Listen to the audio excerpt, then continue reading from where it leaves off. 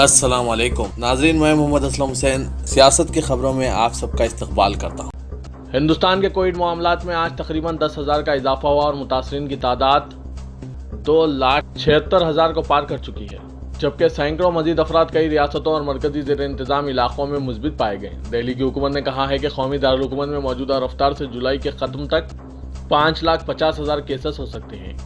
مرکزی وزارت صحت نے کہا کہ وبا سے نمٹنے کے لیے مقامی انتظامیہ کی مدد کے مقصد سے 15 ریاستوں اور مرکزی زیر انتظام علاقوں کے اضلاع میں مرکزی ٹیمیں تعینات کی گئی ہے۔ مرکزی وزیر صحت ہرش وردھن نے کہا ہے کہ ہندوستان کئی دوسرے ممالک کے مقابلے میں کووڈ-19 کے خلاف لڑائی میں بہتر موقف میں ہے، لیکن انہوں نے کسی بھی کوتاہی کے خلاف خبردار کیا۔ B J P leader Jyotiraditya Scindia covid کے لیے مثبت پائے گئے ہیں اور انہیں نئی دہلی کے ایک خانگی دواخانے میں شریک کیا گیا ہے۔ ذرائع نے بتایا کہ انہیں میکس ہاسپٹل میں شریک کیا گیا ہے۔ حال ہی میں بی جے پی کے قومی ترجمان سمبت پاترا کو کووڈ-19 کی علامت پر میدانتا ہاسپٹل میں شریک کیا گیا تھا۔ بعض اطلاعات کے مطابق جیوترادتیہ سندھیا کی ماں بھی کورونا وائرس سے متاثر ہو گئی ہے۔ دونوں کو دواخانے میں شریک کیا گیا۔ تمل ناڈو میں 9 لاکھ سے زائد 10ویں جماعت کے طلباء کو اس سال امتحانات کے بغیر ہی پروموٹ کر دیا جائے گا۔ ریاستی حکومت نے 15 جون سے ہونے والے امتحانات کووڈ-19 کے کیسوں کی وجہ سے منسوخ کرنے کا فیصلہ کیا ہے۔ یہ امتحانات دراصل 27 مارچ سے شروع ہونے والے تھے، لیکن لاک ڈاؤن کی وجہ سے انہیں ملتوی کیا گیا۔ ایک دن قبل مدراس ہائی کورٹ نے کہا کہ وہ 9 لاکھ سے زائد طلباء کی زندگیوں کو خطرے میں نہیں ڈال سکتا۔ عدالت نے حکومت سے کہا کہ وہ بڑھتے ہوئے کیسوں کے پیش نظر امتحانات کو ملتوی کرنے پر غور کریں۔ پڑوسی مرکزی زیر انتظام علاقہ پڈوچیری میں بھی 10ویں جماعت کے امتحانات نہیں ہوں گے، کیونکہ وہاں کوئی علیحدہ تعلیمی بورڈ نہیں ہے اور وہ تمل ناڈو کے ریاستی بورڈ کے نصاب اور امتحانی طریقہ کار پر عمل کرتا ہے۔ اس طرح پڈوچیری میں بھی اس سال 10ویں جماعت کے 16,000 طلباء کے امتحانات کو منسوخ کرنے کا فیصلہ کیا گیا ہے۔ بابری مسجد انہدام کیس کی سماعت کرنے والی ایک خصوصی عدالت نے بی جے پی کے سابق رکن پارلیمنٹ رام ولاس ویدانتی کا بیان ریکارڈ اور 11 دوسرے ملزمین سے کہا کہ وہ اگلے 3 دنوں میں پیش ہوں۔ رام مندر کی تحریک چلانے والے رام جنم بھومی نیاس میں شامل ویدانتی واحد ملزم ہے جو سی بی آئی کی عدالت میں شخصی طور پر پیش ہوا۔ خصوصی جج ایس کے یادو نے 11 دوسروں کو شخصی حاضری سے استثناء دیا، لیکن 3 ملزمین کی شخصی حاضری کے لیے تاریخ طے کی۔ اس کیس میں سابق نائب وزیر اعظم ایل کے اڈوانی کے بشمول 32 ملزمین ہیں۔ عدالت ضابطہ فوجداری کی دفعہ 313 کے تحت ملزمین کے بیانات ریکارڈ کر رہی ہے۔ مرکزی حکومت نے کہا ہے کہ کووڈ-19 کی صورتحال کے پیش نظر driving licence, fitness certificate, permit اور موٹر وہیکل سے متعلق تمام دستاویزات 30 سپتمبر تک کارکرد رہیں گے، بھلے ہی لوگ فروری کے بعد سے اس کی تجدید میں ناکام رہے ہوں۔ مارچ میں حکومت نے کہا تھا کہ یہ دستاویزات 20 جون تک کارکرد رہیں گے۔ روڈ ٹرانسپورٹ اور شاہراہوں کے وزیر نتن گڈکری نے یہ بات بتائی۔ دہلی پولیس نے منگل کو شمال مشرقی دہلی کے فرقے وارانہ تشدد کے کیسوں کے سلسلے میں ایک عدالت میں 3 چارج شیٹ داخل کی۔ کرائم برانچ نے میٹروپولیٹن مجسٹریٹ راکیش کمار رام پوری کی عدالت میں یہ چارج شیٹ داخل کی، جنہوں نے اس معاملے کو مزید سماعت کے لیے 23 جون تک ملتوی کر دیا۔ کرائم برانچ نے اب تک فروری کے فسادات کے سلسلے میں 20 چارج شیٹس داخل کی ہیں۔ کرائم برانچ فسادات سے متعلق 59 کیسوں کی تحقیقات کر رہی ہے۔ 2 افراد محمد فرقان اور دیپک کے قتل اور موجپور چوک میں ہجوم کے تشدد کے سلسلے میں چارج شیٹ داخل کی گئی۔ اس تشدد میں سی اے کے مخالف اور حامی مظاہرین کے درمیان سنگباری، آگزنی اور فائرنگ کا تبادلہ ہوا تھا۔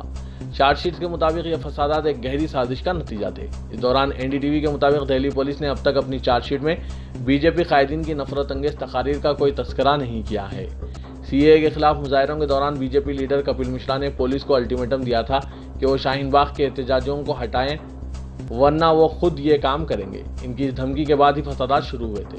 اس کے علاوہ شاہین باغ احتجاج کے دوران بی جے پی کے ایک اور لیڈر انوراگ ٹھاکر نے دیش کے غداروں کو گولی مارو سالوں کو جیسے نعرے بھی دیے تھے۔ یہ سب باتیں دہلی پولیس کی چارج شیٹ میں شامل نہیں کیا گیا ہے۔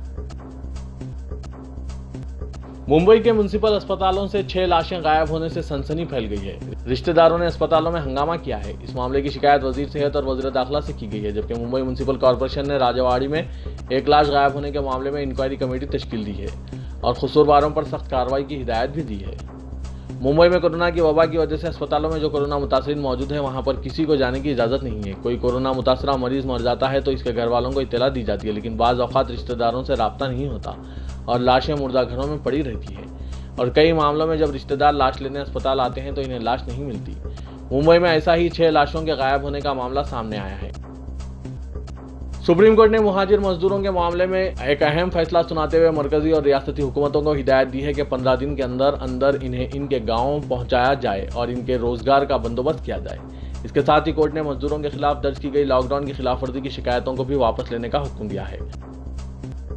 ملک میں نفرت پھیلانے اور ملت اسلامیہ ہند کے خلاف زہر افشانی کرنے والے نیوز چینلوں کے خلاف جاری کارروائی میں اب مزید پیش رفت ہوئی ہے۔ جویند العلماء ہند کی جانب سے سپریم کورٹ میں مزید 3 میڈیا اور نیوز اتھارٹیز کو فریق بنایا گیا ہے۔ چنانچہ اب اس معاملے کی اگلی سماعت 15 جون کو ہونی ہے۔ جویند العلماء ہند کے صدر دفتر سے موصولہ اطلاع کے مطابق نیوز براڈ کاسٹر ایسوسی ایشن کے صدر Rajat Sharma, news broadcasting standard authority کے صدر سابق chief justice of supreme court کے سیکری اور نیوز براڈ کاسٹر فیڈریشن کے جنرل سیکریٹری جے کرشنن کو فریق بنایا گیا ہے۔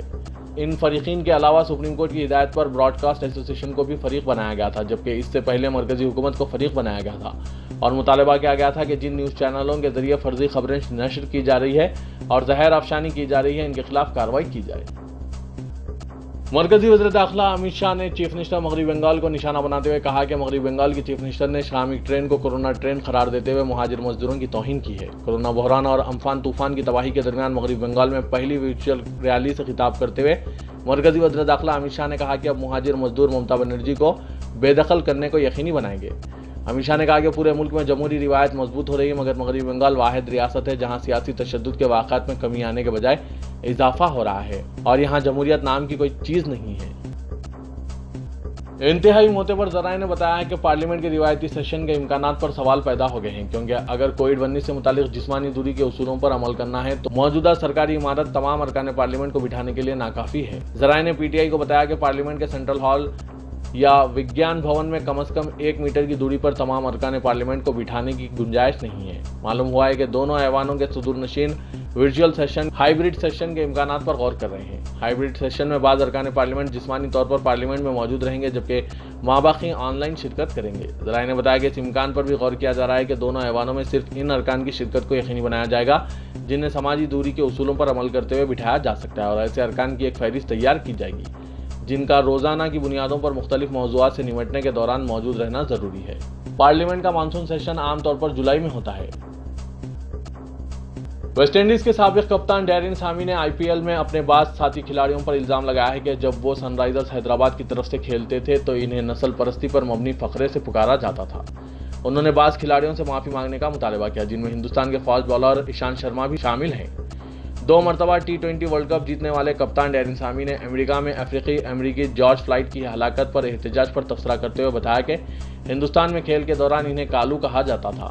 ڈیرن سامی نے کہا کہ انہیں اس لفظ کا مطلب اب سمجھ میں آیا ہے۔ انہیں اپنے ساتھی کھلاڑیوں کے رویے سے مایوسی ہوئی جو 2013 اور 2014 میں سن رائزرز حیدرآباد کی طرف سے کھیل کھیلنے کے دوران انہیں اس نام سے پکارا کرتے تھے۔ ان میں ایک ایشانت شرما ہو سکتے ہیں جنہوں نے 2014 کو ایک گروپ فوٹو شیئر کی تھی جس میں ڈیرن سامی بھی موجود ہے، اور ان کے لیے انہوں نے کالو لفظ کا استعمال کیا تھا۔ ہندوستان کے سابق فاسٹ بالر عرفان پٹھان نسل پرستی کے تعلق سے عالمی بحث میں شامل ہوتے ہوئے کہا کہ یہ معاملہ صرف جلد کی رنگ تک محدود نہیں ہے، بلکہ کسی کو اس کے مذہب کی وجہ سے بھی نسلی فقروں کا سامنا کرنا پڑ سکتا ہے۔ گزشتہ ماہ منیاپولس میں افریقی امریکی جارج فلائیڈ کی ہلاکت کے بعد پورے ملک میں عوامی مظاہرے شروع ہو گئے اور دنیا بھر میں نسل پرستی پر بحث شروع ہو گئی۔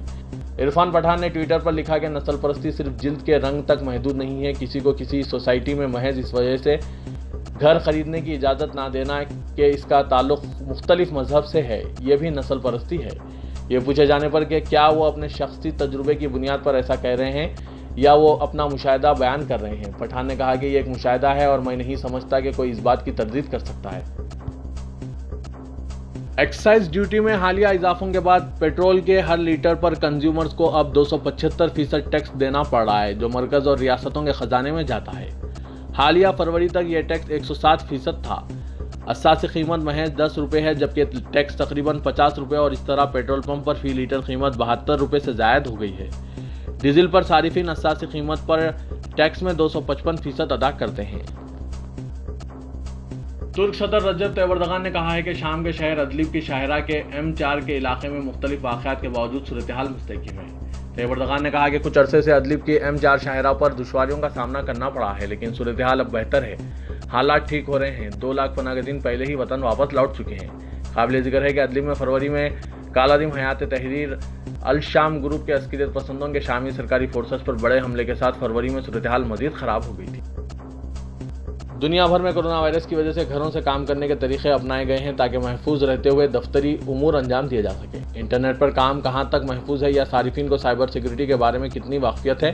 عرب ممالک کے لیے سائبر سیکیورٹی فراہم کرنے والی کمپنی نے سروے رپورٹ میں کہا ہے کہ گھروں سے کام کرنے والے 50% عرب ڈیجیٹل سیکیورٹی سسٹم سے واقف نہیں ہیں۔ تفصیلات کے مطابق سروے رپورٹ میں ماہرین نے توجہ دلائی کہ دنیا بھر میں گھروں سے کام کرنے والے 45% عرب ملازم ایسے ہیں جنہیں گھر سے کام کرنے کے زمانے میں ڈیجیٹل سیکیورٹی سے متعلق احتیاطی تدابیر کی بات کمپنیوں نے کچھ نہیں بتایا۔ سروے میں یہ جاننے کی کوشش کی گئی ہے کہ گھروں سے کام کرنے والے ملازم لیپ ٹاپ اور نیٹ ورک پر ڈیجیٹل ہیکنگ کی بڑھتی ہوئی وارداتوں سے خود کو کس طرح سے بچا رہے ہیں یا انہوں نے اس حوالے سے کیا تیاری کی ہے۔ بیشتر ملازمین نے رائے عامہ کے جائزے میں اعتراف کیا کہ انہیں یہ بھی پتہ نہیں کہ ڈیجیٹل ہیکنگ سے اپنے لیپ ٹاپ اور کمپیوٹرز کو بچانے کے لیے کیا کچھ کر سکتے ہیں۔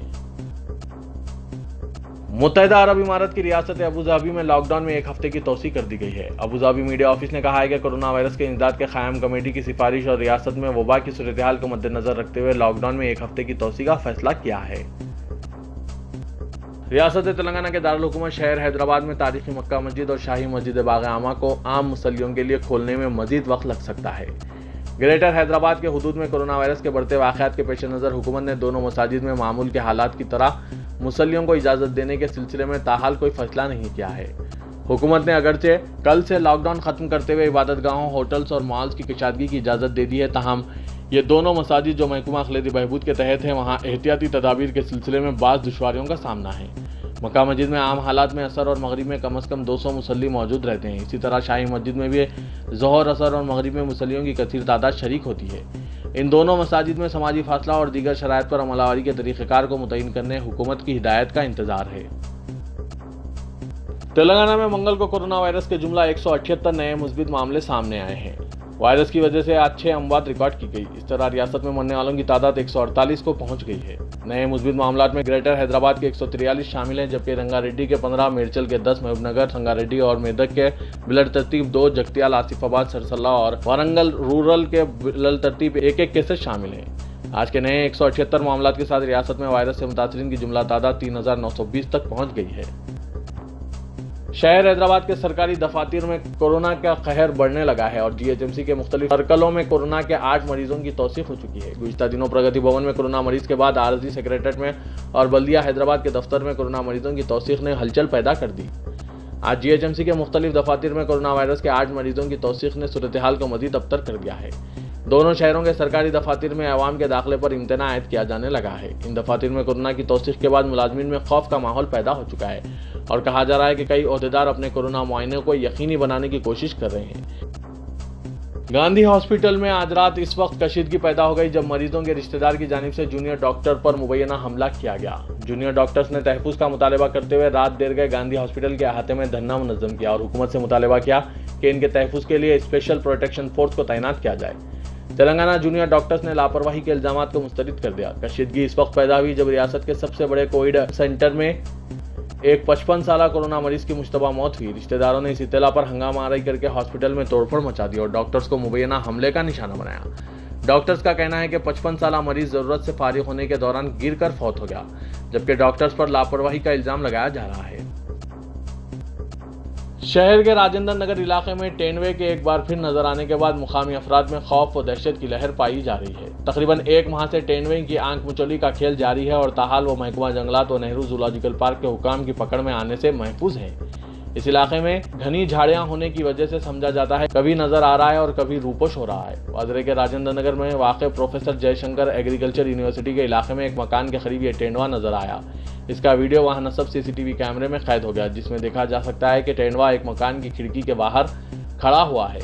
اس ویڈیو کے وائرل ہونے کے بعد علاقے کے لوگ مزید خوفزدہ ہو گئے، جو پہلے سے ہی اس علاقے میں تینوے کی موجودگی کی وجہ سے خوفزدہ ہیں۔ مقامی افراد نے حکومت اور محکمہ جنگلات کے حکام سے خواہش کی ہے کہ تینوے کو فوری طور پر پکڑنے کے لیے انتظامات کریں، بصورت دیگر انہیں جان کا خطرہ لاحق ہے۔